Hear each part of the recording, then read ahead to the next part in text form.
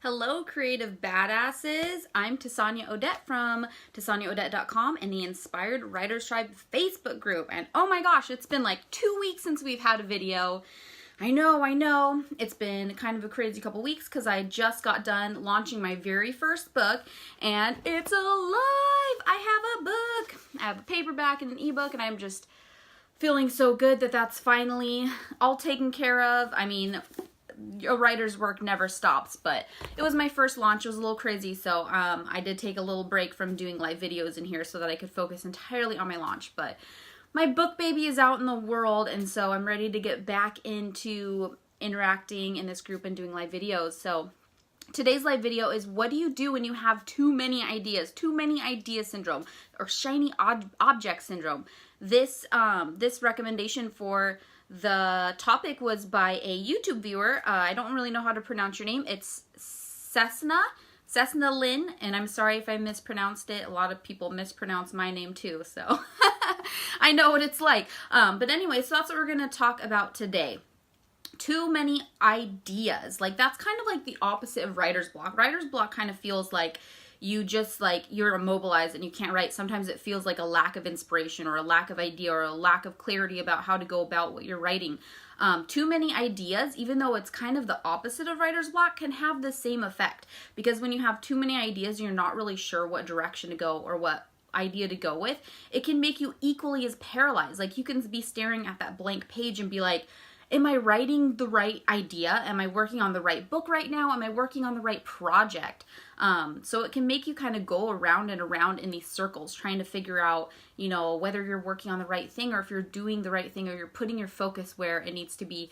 Or, sometimes you can be too excited. Like, you have these great ideas and you're so excited that, again, like, how do you want to work on all of them? And like, you're maybe wondering, can I work on all of these at the same time?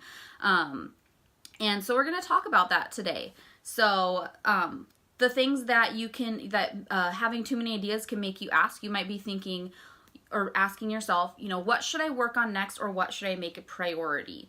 So we'll talk about that. Another thing is, what do you do when you have, you're working on something and you get a new idea while you're working? What do you do? Do you shift, or do you try and work on both at the same time, or is there another way to handle that? And then the third thing that you might be wondering is shiny objects. Sometimes we get these ideas and maybe it's not so much of knowing, how to prioritize them or when to work on them, but whether you should even work on them in the first place. So how to know the difference between a shiny object and a good idea. And that's something that I faced a lot, because I love shiny objects. I chase them around like a squirrel. So the first step to when you have too many ideas, or a ton of ideas, or ideas ever, is to brain dump. Number one, brain dump. Brainstorm all these ideas and get them out in writing or on a document. Like, especially if you're thinking about book ideas, journaling them out either in a journal or on a Word document, or wherever it is that you write your books. Just journal out, brain dump. Get all of those ideas out of your brain. They don't even have to be fully formed. Just if you get them out on writing, it helps you lose a little bit of that anxiety that you're going to lose this idea.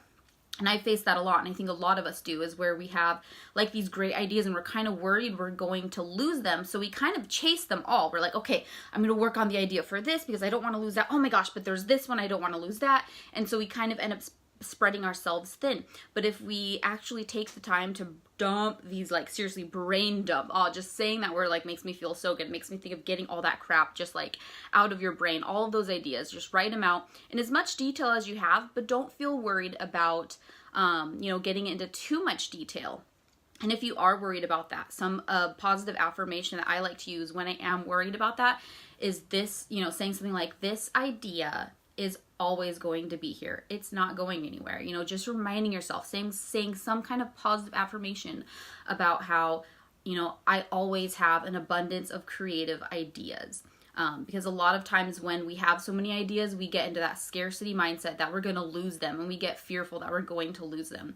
And, sometimes it happens, but just reminding yourself that the ideas that are meant to stay with you are going to stay with you. And if you lose any of them or any part of the ideas you have, whatever you come up with or create is going to be better. So remind yourself of things like those when you do start to get worried and you're not sure you're getting enough information of this idea out on paper or whatever it is, that you are what your creativity is always there for you. It can always come back. These ideas are waiting for you. And I found this to be true for myself. I've written a lot of ideas. This book that I've been writing, I've been working on since I was 18, and I've brain dumped a lot over the years about how I want the whole trilogy to pan out. And a lot of times I've gone back to them and I've been like, oh wow, that's a really good idea. I'm glad I wrote that down. And then there are other times that I forgot what I was working on and I was like, okay, I'll make a new idea. And then I later find my old idea and I'm like, okay, my new idea is better. It's like, you know, it's okay that I forgot that one. I thought it was the end of the world, but it wasn't, because what I created instead was better. And so just have that faith in yourself and that trust that, you know, creativity isn't something that you're going to lose. Brilliant ideas aren't going to be something you can lose. If you forget something, you are brilliant, you are creative, and something better is going to come your way. So anyways, that's one of the biggest steps to release that anxiety over, you know, losing your ideas, is brain dump it all out, write it all out, type it all out, whatever you can. And so once you've done that, that's great. You have these, you know, they're waiting for you. All these ideas are waiting for you. So if you're facing this question of, what do I work on next? What do I work on now? What do I make a priority? Because, you know, if you're facing all these ideas, but you're just, you know, now you're like, okay, so what one do I do? I have the information out. I'm ready to work on them. And maybe, you know, you don't want to work on all of them at once, which is something I don't recommend you do. Don't work on 20 different book ideas at once, because you might not finish them all at the same time.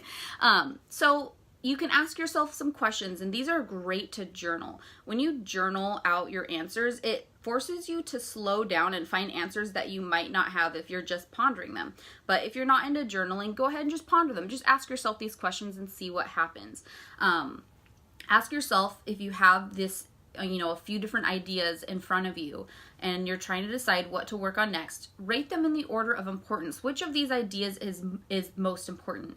You can ask which of these, you know, needs to get done. Like, which of these is like, do I absolutely feel like I need to do? And then make that one the priority. Which one is okay if I, you know, which one feels like the least urgent to do? Put that one at the bottom of the priorities. Another question is to ask yourself, what are you most excited about? What is, you know, what feels like a fuel and a fire when you think about which of those ideas is most exciting for you to work on? And sometimes that answer doesn't really make sense, because maybe we are writing a trilogy and the third book in the trilogy is most exciting to work on, but, you know, it doesn't really make sense because it's not as important as finishing the first one. So that's somewhere where you've got to kind of figure it out. You know, how can I kind of marry my excitement with my priorities? You know, what's more important, that I am working on something exciting so that I actually finish it? For example, if you want to write that third book in your trilogy and you're just not excited about the first book, there might not be anything wrong with that, especially if your goal as an author is to, you know, publish a trilogy. There's a very common practice about publishing all of your, you know, finishing an entire series before you even publish the first one. I did not do that, but it is a very highly recommended practice amongst authors, especially self-published authors, to write an entire trilogy and then release it. So it also depends, does that match up with your goals? If for some reason that is, or for example, that is one of your goals to, I got paused, but I'm back. Anyway, so if one of your big goals is to publish an entire trilogy in rapid succession, then it does align. It would align with your goals to write that third one. Maybe you write the third one, then the second one, then the first one. You know, that's just an example. That's maybe not a common thing, but that's an example of the questions you can ask yourself. You know, what is most important? What excites me the most? And what is most aligned with my goals? And then if you're still really struggling with answers and you're not really sure what to pick, the question that helped me the most, because I had my trilogy and then I have 2 other books that I was so excited about, and I was honestly more excited about the 2 other books more than I was about my trilogy, because the 2 other books were new ideas and I was really excited about them. And my trilogy had been one, like I said, I've been working on it since I was 18, so it wasn't as shiny and fun anymore. But then I asked myself, if I had to finish one project.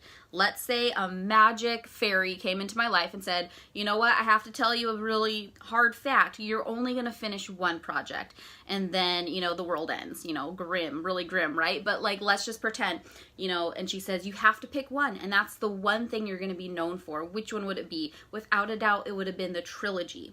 And if I could only finish one book in the trilogy, obviously it would be the first one. So that was a really easy answer for me. I knew I had to let those other 2 book ideas for different series, I had to put them on the side, because even though I was most excited about those, it was more important and more urgent for me to write my trilogy. It was if I had to pick only one thing to work on, without a doubt, I knew that's what it was going to be. And I've asked myself that same question when it comes to what to focus on outside of writing. Like, I have a lot of other creative hobbies. I design greeting cards. You can see one right back there. That's not a normal one. Mine are usually a little inappropriate and, you know, pretty / humorously inappropriate. That's my thing.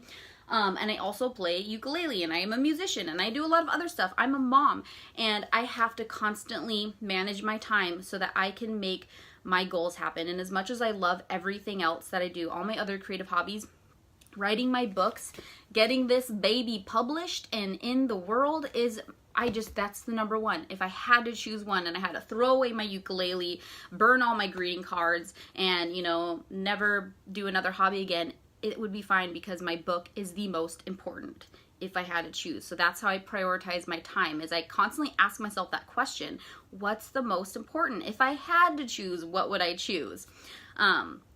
So there's the first question that you might be playing with. Another question is, what do you do when you have a ton of ideas and maybe you're already working on one and then more ideas come to you? Like, what do you do during that? Or what if you're working on your first book and then you're getting these brilliant plot ideas for book 2? Like, how do you know when to work on what? And one of again, brain dump, but the thing is, like, when do you brain dump? Maybe you get this brilliant idea during chapter 4 of book 1, and you have this brilliant idea for book 3. Is it okay to pause and take a little break? Yeah, you know, I would say so. I would generally write a really quick note somewhere. I do timed writing sprints right now, so I would probably either, you know, pause my timer and quickly make a note of it, or I would, you know, allow myself to go to it maybe after that 20-minute timer. So here's the way to figure out when can you work on those other ideas or brain dump them. If you're getting them during, you know, or you're getting them during the week and you're like, oh, maybe tomorrow, instead of writing, maybe I'll plot out book 3. The thing to do there is to make sure, if you have a writing schedule or if you have a goal for your week, that when you pursue these other ideas, they're not interfering with the time you already have set aside. Because you want, if that first goal, that first book, or that first project that you're doing is the most important, you don't want anything to eclipse that. You don't want anything to take you a step back from that. So let's say that you have a goal of writing 500 words a week or something like that, or 500 words a day, whatever, and you have, you know, you want to work on plotting your next book.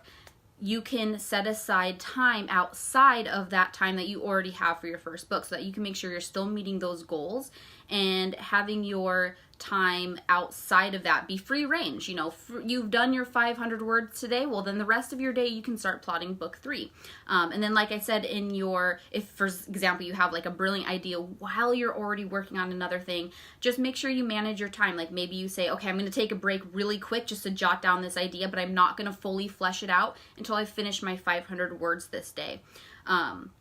Or maybe for example, your day to work on writing or whatever this passion project is that's super important is every Thursday. Then, you know that you have free range on all the other days to work on your other ideas or on pursuing your other activities. So that's how I like to figure out, what to do when I have multiple ideas at the same time while still giving the appropriate attention to that first idea. For example, I balance both being a coach and being a writer. And the way I do that is I only do coaching stuff on Thursdays. That's when I come in and do these videos. That's when I work on my newsletter for my nonfiction tribe. That's when I work on all the other things like that. Every other day of the week is my writing day, and I will rarely dip into stuff about my coaching business. So that's how I separate those times, so that if I have an idea about something I want to do for my business, I write it down, but I don't actually act on it until Thursday. That's why, for example, for the past 2 weeks, I haven't been doing videos in here, because my book my book launch has been my #1 priority. And so when things didn't work out on Thursdays, I have to make the choice of whether, do I shift my business day to a different day and take away from another writing day? And I chose not to. I chose to give all that time and attention to my first priority, which is being a writer, because that's what serves my goals. I would not be as good of a coach for writers if I wasn't a writer myself. So that's kind of how I see that priority, is that me being a writer helps all these other aspects of my life. It helps my coaching, it helps me serving people in the Facebook group and on the YouTube channel. So that's why that is a bigger priority for me. And so you can make those priorities yourself as well. And then so another thing that can happen when you have multiple ideas is maybe you have one, yes, this would be shiny. This would be the whole, is this a shiny object or is this a good idea? It kind of ties into that. So sometimes you'll be working on something and then you'll have a new idea that sounds fantastic. And maybe you start thinking maybe you should shift. Maybe you should trade your priority. And that can be a hard question. Maybe you're about halfway through your first draft of your first book and you have an idea for a more exciting, better book that you like so much more.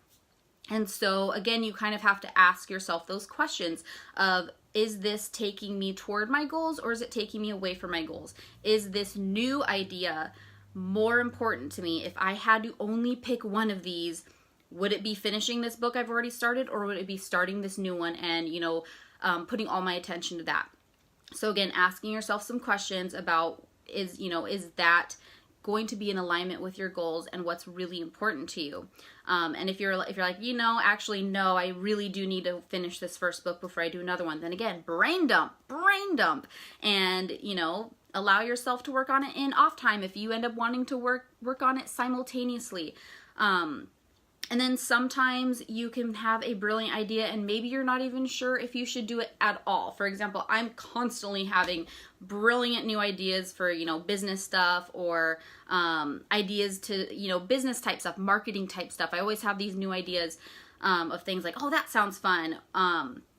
And I have to ask myself, if I do this, will it be taking me toward my goals or away from it? And so that's such an important thing that I like to go back to, is always knowing what your goals are, what your idea of success looks like, and what your why is. Why are you doing what you're doing? Because you love it? What are the feelings you want to achieve from being a writer? So that when you take these new ideas and you decide whether or not to run with them, you kind of compare them to that. You say, okay, so is this fulfilling my why? If I go do this new brilliant idea, is this fulfilling my why? Of why I want to write and why I do what I do? Is this going to fulfill my idea of what I consider to be success as a writer or a creative person? And for example, for me, I've always wanted to start a podcast. I've always wanted to turn these live videos into a podcast. I already have them in a YouTube channel, but I also want them to be in a podcast because I love podcasts.